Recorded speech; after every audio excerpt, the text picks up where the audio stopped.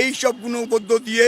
Police এবং এগুলোর মধ্য দিয়ে আমরা যেটা আলোচনা যেটা উঠে এসছে তার পরিপ্রেক্ষিতে আমরা আলোচনা আমাদের আপাতত 22, 23, 24 যে আমরা পরিষেবা উদ্যোগ করার ডাক দিয়েছিলাম এটা আপাতত সেপ্টেম্বর মাস পর্যন্ত আমরা ডেপার্ট করলাম। সার্বিক যে বিষয়গুলো নিয়ে আমাদের 22, 23, 24